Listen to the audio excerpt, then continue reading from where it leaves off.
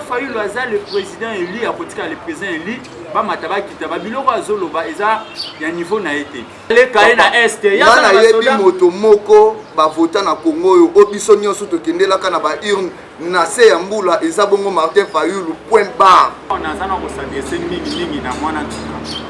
Yé depuis bazi pouvoir. Ata ouese ya wenze ya pamba batinzi e.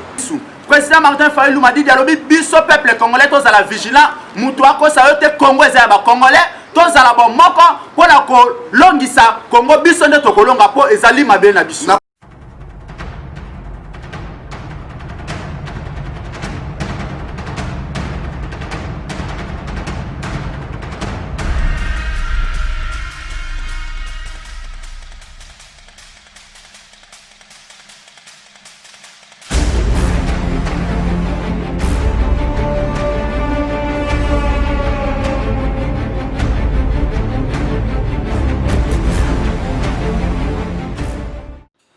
Mbote ndeko Rigen.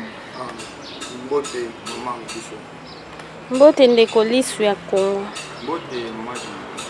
Bandeko ebele bazotala bino, bandeko ebele pe basepelaka koyoka bino.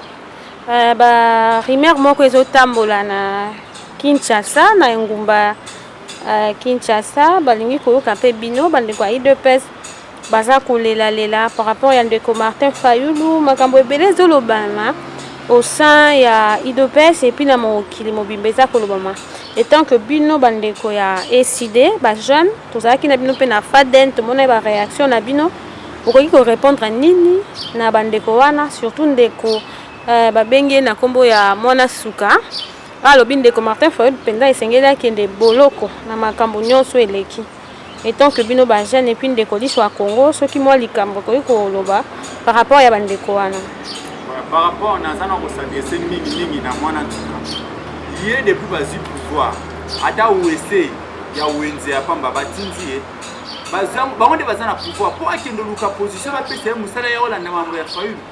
Le président Fayulu Loaza, le président élu à côté le président élu, ba mataba kitaba biloko azoloba eza ya niveau na été. Pour ngai na conseiller, il faut akende ba lukela musala ta na wenzo batongi côté ya Kalfungola wana a kombarata. Atiko l'exaer pour après mandat oyo basé sur IDPS profit hein moment on va profiter so va ozwa mbongo so ma be na bibwa ayi ba ke biso to zali wana pona ko charger na mettre bato nyonso anga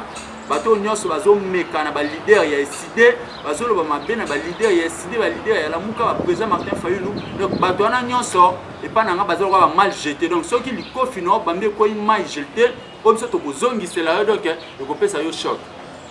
Et ça choc makambo andeko Mike Mukeba yo akoloba makambo $50 et kitisi pe bino bandeko a eside $50 oyo azolela $50 ya tata na eto ya mama na yo azata na sonité ceux qui $50 wana ezakete ute na famille na bango esalo le moko soni ozolela mbongo ebesika mbongo utite nazo biso ebike na kati ya Congo Mike ba obinga gene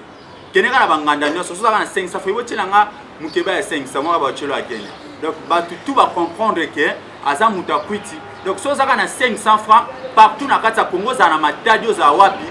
mwana Congo nyonso bino bozo benga liso Congo mutu wana kombo na eza nani kombo na eza agene donc so za 500 francs partout okene botina nga Mukeba ya 500 ba ochelo Mukeba ya 500 ubaye ozwa dringo koma lwa ye aza na soni ya koluba $50 mbongo azolandeleza nini ya tata nani ya mama na soki ezaka ta ngana kaitse kutoloba mbongo tata biso apesa ki epa ina bato ala muka balenga mbongo koko na biso apesa ki eza ya famille na bino te sala ta soni te muto kwa ngai $50 so aza na ebika nga poema $50 poema $50 po amela yaza so na kema ya ding amobela bela aya biso bana Congo to kosangisela 1000 francs na kombo ya la muka to kopesa $50 eza niveau ya makamuna ete moni biso to charger na ete bike za nzala azoluka bakabela ye amesaki politique ake koto asengi ba pesi ake koto asali mendicité ayesi ko na ki mendicité wana awana la muka donc simbite po biso to la muka to comprendre jeune na ye mission na eza vraiment accomplie donc esali vertu je bika muto ndo simba kisi donc kisi na ba pesi condition alekisa mutu moko bosiko mutu ako lekisa te donc eza liboma moko nde ezo tourner na mutu ndeko Rigen pona yo par rapport à ba propos wana pona ngai na ngena lubakaka ke l'UDPS balungwa na démagogie omoni lelo politique oyo bana mboka Congo balingi makambo ya sérieux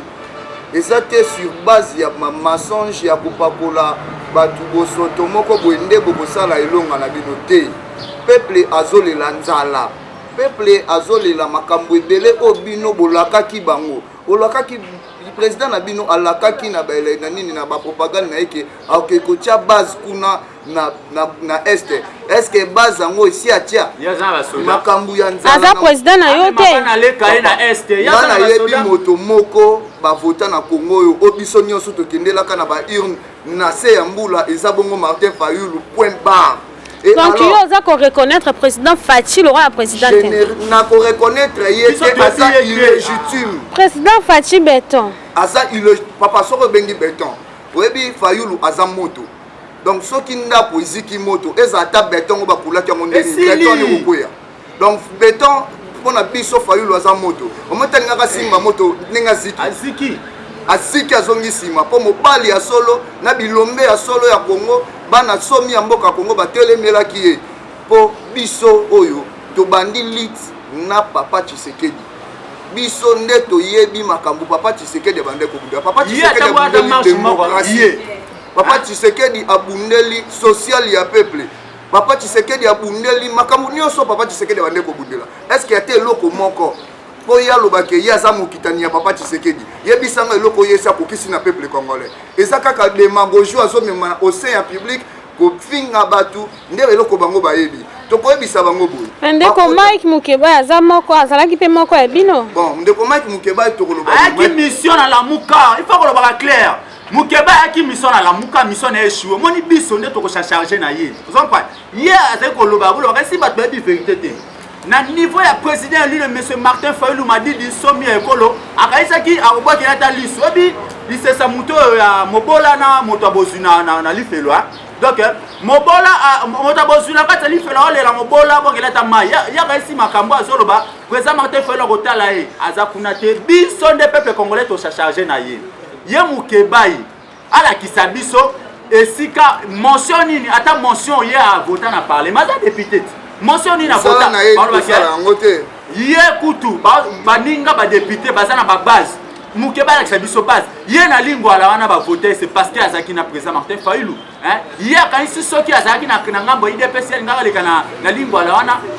biso tolobi boye ngai liso Kongo na mettre batu nyonso nga bato nyonso bakobunga nzela na bakambi ya Lamuka na bakambi ya SID ngana ko charger na bango omelaka moto omelaka mabanga moto garder bands na yo pona intérêt ya peuple congolais soki obungi bands biso tokobungela yo biliaki yo bikoki na charger na yo tina suka ozolela $50 ofuta mbongo ya loyer babimisi bayebisinga bayar na ye nazalaki na elobi ayebisinga Mukeba ya komi na nyongo ya inane banda zaki na prison azofuta ndaku te ndenge pas avant akende prison azofuta ndaku te to biloko to ezaki biloko ebombamaki yo mo olingi siko tobimisa yango mwasi na ya bandal azolela depuis mwana wana za 2 ans miliki azona pasi depuis oti bolo okuno ozali na prison ata mutu moko te ya famille na yo ayaki kotikela mwana ane loko makambo est important il faut charger nango yango wana yo zolingo meka moto ezali le président lui monsieur Martin Fayulu m'a dit obosani ke simana ezali na ba guerrier ba résister makasi tozomona ba mal ko tozomona Mardoche Manza donc batu wana soki ba charger na Mukeba yoko umela na kati ya Kishaso okiovana na mayombe na mayombe pe kuna place ozate boko mbushimai ozo sala ezaki tribaliste donc tribaliste na yona oye nango ti na kati ya Lamuka okanisa ki biso toza ba tribaliste OK Lamuka ezali centre esangisi ba congolais nyonso esimbite olukaki nani obosangana po botonga bakambi ya Lamuka botonga peuple congolais o se retrouver yo moko esali yo soni okangisi bisaka na yo OK ya mo zo reconnaître likambo $50 wana parce que oza koloba ke mbongo wana eza ya ndeko ya Fayulu te donc aza na droit kolia yango na lobi boye na michana na place so ezalaki nga Mukebai pona lela mbongo wana il faut natala nanu gauche na droite mbongo wana eutaki ata soki baliaki yango nakotala nanu euti ni na tata na ye ni na mama na ye mpo tata na soni mpo ni kolakisa pauvreté ya famille na ye ti na niveau na korecadre Mukebai boye Mukebai oza vie moko na ndako respecter moi muke moi mingi na cadre ya ki journaliste mais si on commis politicien et démagogie na lokuta on commis peu impoli liboso ya ba mikolo na yo. Est-ce que Fayoul oyo solo bena makambu ya $50 F bazayi ba uti ko recadrer yo ozongi ka motote lelo onga sikoyo leki na yo na âge mais na politique pe na mokolo na yo na zola kisayo sikoyo de place na yo $50 oyo zo réclamer et ça mbongo Fayoul apesa kabana na tongo na avant ba bima ba kende kelasi papa ela nga mukeba ya 500 soki osana besoin ya $50 tu pas chez moi à Lipen na couper ça $50 passez même demain na couper ça $50 et alors na zo biso lisubo na mettre yo en garde ozalaka na nga na prison na pavillon 7B na likolo et pas ya gouverneur Matata tozalaka no chambre moko mukeba oyebi nga malamu bon yo pe mutaba prison laisse mukeba ya kota ba prison buzoba biso kota ba prison ya résistance est-ce que mutuloka ya mukeba prison ya koti eza na intérêt ya peuple congolais eza na intérêt ya peuple congolais te mutu moko wana oya maka batu atala nanu palmarès ne mobimba ya koti ba prison ya buzoba biso lelo so na koti prison naza na fierté sika nazali bayambi nga bike o résistant akoti pa kokundela mboka mukebai boloko akoti papa elanga mukebai ya 500 nala kise elembo bana Congo communauté congolaise nyonso bozona ndanga mukebai yeyo oyo kaka agene lelo teke liso Congo na baptisé yango na kombo ya mukebai partout bokozala ozala wapi soko zaka na 500 fo kozwa mukebai. Donc to la eloko ezolobisa ezali eloko oyo topesi yango kombo mukebai kobanda lelo congolais nyonso bato ya sikre mingi mpona bato ya sikre po baye mukebai ya 500 bato makolo evimbi baye mukebai ya 500 bato baolia na difficulté osomi mukebai ya 500 omeli okoka appétit tolinga toloba lisubu toye awa mingi mpona kolobela matali bongo parti monene oyo eza na kati ya mboka na biso oyo eza planté na baprovince nyonso oyo ebengami na kombo ya ECD oyo eza chapeauté na présidence epai ya président élu Martin Fayoul Madidi mpe na secrétaire général oyo abengami na kombo ya Devos Kitoko le professeur oyo eza parti ya bacadre mpe parti ya peuple. Et awa biso toye bato maele tokoloba boyi na mboka Congo toza na mayebele ya kosala ezosenga na biso tokende na ba réforme ya ba institution nyonso président esi apesaki bino plan ya sortie ya crise toyebi te bozozela nini bozozela biso tobima na balabala ebongo botia yango na mesa et alors soki biso tobimi na balabala ekozala mapepo na bino bato lokolo oyo ozoloba lelo mboka na biso tozo niokwama bato bazokufa mikolo nyonso este ya mboka na biso bamama bazozala viole bazoboma babandeko na biso ya mibali bana na biso lelo oyo mboka lokola Beni eza na maboko ya banguna mboka lokola mboka oyo na este ya Congo eza na maboko ya banguna eza na ba village ebele kangami lelo oyo na coin ya mboka na biso so toza na ba 9 provinces oyo eza limitrophe bamboka wana nyonso eza na maboko ya banguna président de la République qui ne dit rien qui ne fait rien le président c'est Martin Fayoul Madidi omoni makambo ozoloba ezomatisanga mafuta mpo na okoma bisika le problème eza boye mboka oyo massacre odi le 2 août tota ko commémorer génocide congolaise mais okamwisa ngai mutu lokola ambassadeur ya Rwanda lisanga na bango basangani mpona koboma peuple congolais na ba misusu bazali na kati ya Congo mboka mobimba bana bauti ko présenter bika misusu bazindi na mai ndombe babiloko siko tango ezokoma na mutu ya président Martin Fayoul Madidi ezosala epasi na biso compassion tozaka na peuple congolais ezosala pe biso pasi donc tosengi na bango boye na niveau bakomi baéchoué bakata soki mpona ngai soki ezalaki ngai na ngaki na banda mbangu na longoli basapatu na bandi mbangu na bimi Congo parce que baza na soni ba député oyebi ke ba député baza kuna na kati ya parlement na ba député nommé na kati ya Congo tozala ba député au peuple a voté qui ba au peuple voté ba sali ba corruption na ba admisa ba oya bango comme notre CG aza le mieux lui à Lukunga oui mais lelo oyo azo se retrouver na libanda pona nini po ete M. Kabila asalaki liste na ye makambo wana kosila ezosila oyo tosi toyebi na ebisio le président lui M. Fayoul Madidi azali déjà na kati ya mabele ya Congo peuple congolais ezosila vigilance mot d'ordre kalaté ezoya président akoloba azopesa mot d'ordre na ye alobi congolais nyonso azala vigilant esika ozali lisu likolo ya lisu. Président Martin Fayulu m'a dit alobi biso peuple congolais tozala vigilant mutu akosa yo te Congo eza ya bakongolais tozala bomoko mpona kolongisa Congo biso nde tokolonga mpo ezali mabe na biso. Nakobenga liboso sikoyo bandeko na biso ya Kasai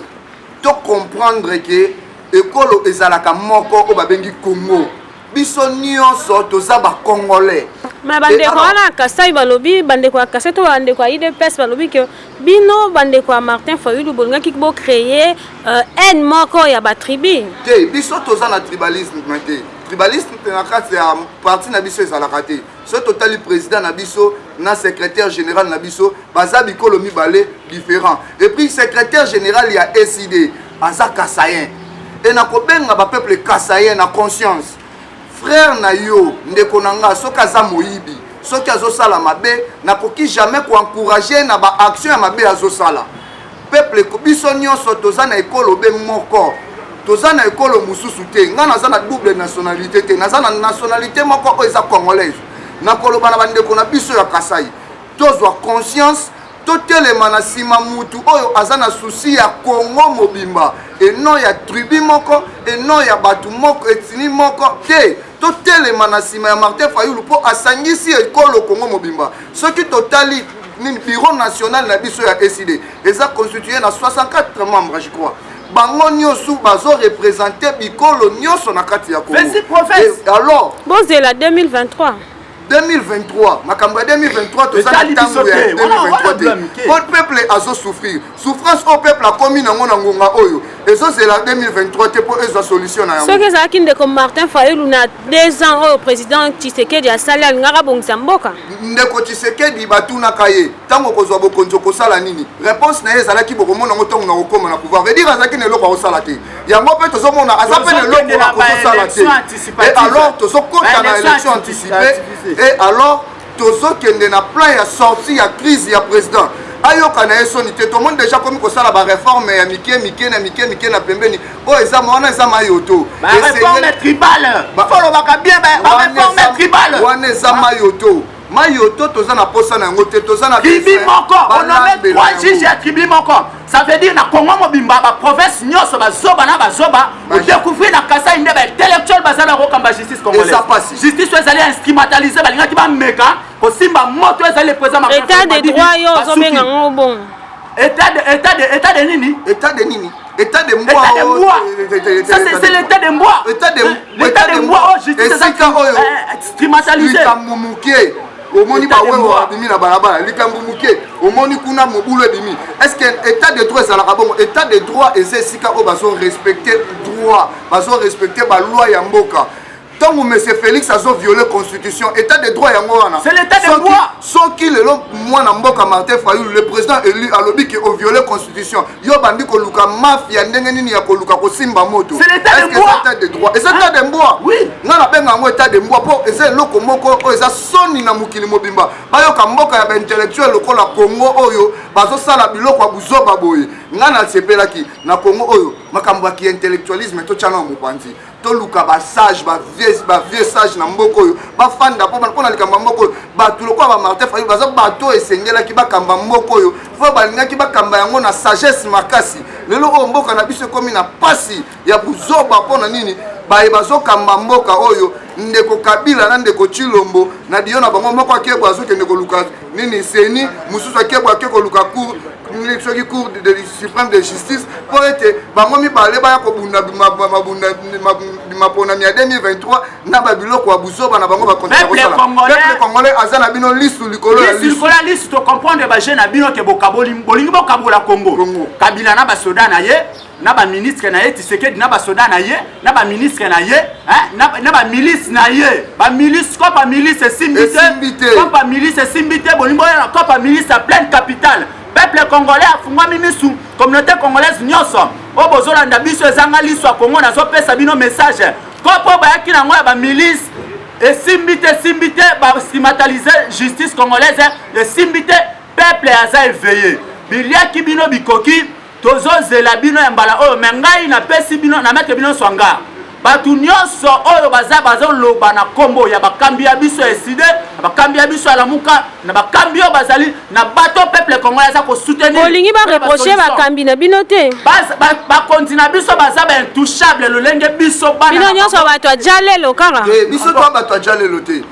Madame, tu peux expliquer. Vous êtes un patriote, c'est. Biso to za bato ajale loté. Depuis toye awa okit. Rapidement, to komi pe na suka. To fini mutu moko te mais to zolo baboy. To zo sa nanzela. To zo sa nanzela. Na 5 ans na ba diaspora congolais. Au moins na ba mboka nyonso esika ba action ya makasi zo salema. Diaspora na bango eza na appui ya sima na bango. Peuple congolais a na besoin de libération. Ne to telemi boy to kozonga lisusi mate. Kala mingi te ba action zo banda. Botelema bosangana lokola liboke moko pona kosunga ete ba action o nyoso to ko mener pour to libérer mboka na biso ekende tina suka mboka na biso za la libérer bana Congo bana mokili momba diaspora bozolanda biso bozala toujours prochaine na chaîne oyo bozala ba information en direct de Kinshasa a tozana kati ya base esimbi RDC mbande siège maso za Kinshasa na pesi mbote na bana eside nyonso bon moko eside bozala mobiliser coûte que coûte nilto ya mokonzi azali le président élu monsieur Martin Fayulu Madidi mbote sika zali kolanda biso batu nyonso bazana besoin ko rejoindre biso numéro na biso ezali plus 243 993 80 42 ndeko akopesa numéro na bana eside bana mokili mobimba eside partout bozala mobiliser coûte que coûte na bakambi na biso ngonga nyonso peuple congolais kozana besoin ya libération ya Congo libération ya ba loi ya busobo bazo préparer tozala wana sur le terrain na pesi mbote na bana eside bazolanda ngai na Belgique eside za mokili mobimba na ba province nyonso la lutte toujours résistance force ezaka na kati ba résistant donc mbote na bino to monana numéro nanga eza plus 243 090 62 79 200 025 na suka. Et alors na koyebisa kaka na bandela numéro plus 243 090 62 79 025 na suka. Donc na ningi koloba boye bana nyonso ya mokili mobimba totelema sima ya leader moko eza na bakami balete baka eza misatu tezaka bibale ka ya Martin Fayulu na ba patriote na ba nationaliste ya mboka pe ka ya Chilombo na Mese Kabila ba oyo bakeko na ngambu ya ba Rwandais pona ko bomaka bandeko na biso pona ko piller ba richesse na biso. Et alors ba diaspora bana ya Congo totelema bongo na sima ya mwana mboka Martin Fayulu Madidi oya telemi pona ko bunda bitumba ya ekolo Congo oya telemi pona ko pesa somi na mboka ya Congo pona ko libérer Congo totelema wana na ko pesa mboka na secrétaire général na biso oyo ezabongo le professeur Devos Kitoko papa na ngai nzamba pambola yo na makambu nyonso oyo zosala na kati ya parti en tout cas nzamba pambola yo pe na pesi mbote na ba cadre nyonso ya SID pe bana nyonso ya SID na mokili mobimba esika bozali muluba mukongo muswahili mutete la biso nyonso toza moto moko wana yaki maloba na ngai suka mingi akolobeza te tokomi na suka boza toujours branché na chaîne oyo Rosti News nde bokoyeba nini mazali koleka oyo ezali liso ya Congo boyebi oyo ayebi tatu na voisin koyebisa ye makambo ezaka la lutte continue le président Martin Fayulu Madidi azali wana aza na kati ya mabela banka yango biso tozali toujours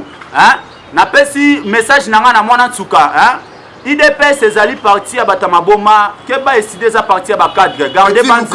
formation ba pesa musata na wese oza